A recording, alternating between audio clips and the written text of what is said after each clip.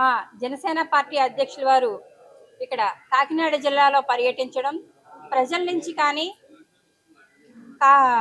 నాయకుల నుంచి కానీ మంచి స్పందన రావడం, అలాగే టీడీపీ జనసేన పొత్తుని ప్రజలు కూడా ఆమోదించి ఓన్ చేసుకోవడాన్ని చూసి ఇవాళ మన మాజీ ముఖ్యమంత్రి కొన్ని నెలల్లోనే 2-3 నెలల్లోనే మాజీ ముఖ్యమంత్రిగా మారబోతున్నటువంటి జగన్మోహన్ రెడ్డి గారు విద్యా దీవెన కార్యక్రమంలో అనుచితమైనటువంటి వ్యాఖ్యలు చేయడాన్ని, అది మహిళల పట్ల చేసేటువంటి వ్యాఖ్యల్ని జనసేన వీర మహిళా నాయకురాల నుంచి కూడా తీవ్రంగా ఖండిస్తున్నాం. ఎందుకంటే జగన్మోహన్ రెడ్డి గారి కుటుంబ చరిత్ర ఏమిటి మీడియా మిత్రులందరికీ తెలియందండి. ఆయన కుటుంబ చరిత్ర ఏంటి? మంగమ్మ గారు మనవడు అని కొడితే ఎలాంటి హిస్టరీ జగన్మోహన్ రెడ్డి గారిది వస్తుందో మనం చూడవచ్చు. జగన్మోహన్ రెడ్డి గారు ఒక బాధ్యత గలటువంటి ముఖ్యమంత్రిగా విద్యా దీవెన ఓపెన్ చేసేటప్పుడు ఎలాంటి మాటలు మాట్లాడాలి, పవన్ కళ్యాణ్ గారి వ్యక్తిగత జీవితం గురించి మాట్లాడడం, ఆయన 3 పెళ్లిళ్ళ మీద మాట్లాడడం తప్పితే రాష్ట్రంలో సమస్యల మీద ఏమైనా మాట్లాడాడా?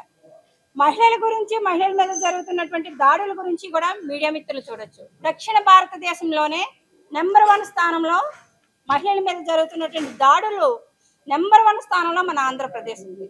దేశంలోనే 6వ స్థానంలో ఆంధ్రప్రదేశ్ ఉంది. ఆంధ్రప్రదేశ్ నుంచి ఆడపిల్లలు ఎందుకు అదృశ్యం అవుతున్నారు, దానికి వాలంటీర్ వ్యవస్థకు ముడిపడి ఉందని పవన్ కళ్యాణ్ గారు కూడా మాట్లాడడం జరిగింది.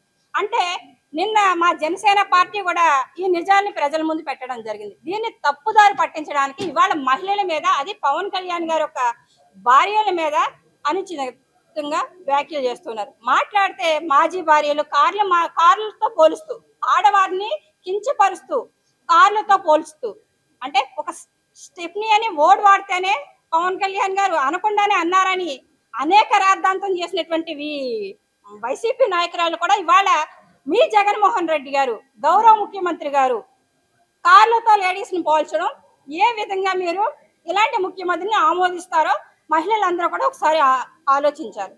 పవన్ కళ్యాణ్ గారు 3 భార్యల గురించి, ఆయన మ్యారేజ్ చేసుకుంటే ఆయన వ్యక్తిగత జీవితం దెబ్బతిందేమో తప్ప ప్రజలకు వచ్చినటువంటి నష్టం ఏమీ లేదు. ఈ రోజు ఆడపిల్లల మీద ఇన్ని దాడులు జరిగి ఇంతమంది ఆడపిల్లలు అదృశ్యం అవుతుంటే రాష్ట్రానికి నష్టం. మీ ఇంట్లో చెప్పారు, మీ ఇంట్లో నాకు 2 ఆడబిడ్డలు ఉన్నారు అని జగన్మోహన్ రెడ్డి గారు చెప్పడం జరిగింది. ఇవాళ నాకు 2 ఆడబిడ్డలు ఉన్నారు, మీ ఆడబిడ్డలను సేఫ్టీగా మీరు విదేశాల్లో చదివించుకొని ఉండొచ్చు.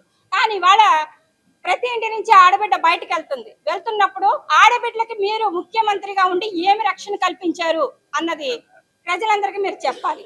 అంతే తప్ప మాట్లాడితే పవన్ కళ్యాణ్ గారి వ్యక్తిగత జీవితం గురించి మాట్లాడడం, టీడీపీ జనసేన పొత్తులో ఖచ్చితంగా వైసీపీ ఓడిపోబోతుంది. ఇవాళ జగన్మోహన్ రెడ్డి ఎలా పరుగులు పెడుతున్నాడో కూడా మనం చూడొచ్చు. ఎక్కడికక్కడ క్యాండిడేట్లు మార్చుకునే దగ్గర నుంచి, రాజకీయ వ్యూహాలు మార్చుకునే దగ్గర నుంచి, ఎన్ని వ్యూహాలు మార్చుకున్నా సరే కానీ ఖచ్చితంగా వైసీపీ అనేది మాత్రం పతనానికి నాంది. ఖచ్చితంగా వైసీపీ గవర్నమెంట్ అనేది కుప్పకూలిపోబోతుంది. జనసేన టీడీపీ ప్రభుత్వం అయితే మాత్రం అధికారంలోకి రాబోతుంది. పవన్ కళ్యాణ్ గారు రేపు పొద్దుట ఖచ్చితంగా ముఖ్యమంత్రి స్థాయిలోనే శాసించేటువంటి అవకాశాలు ఖచ్చితంగా ఉన్నాయి. కాబట్టి గౌరవ ముఖ్యమంత్రి గారు చాలా గౌరవప్రదంగా మాట్లాడితే చాలా బాగుంటుందని మీ మహిళల నుంచి కూడా తెలియజేస్తున్నాం.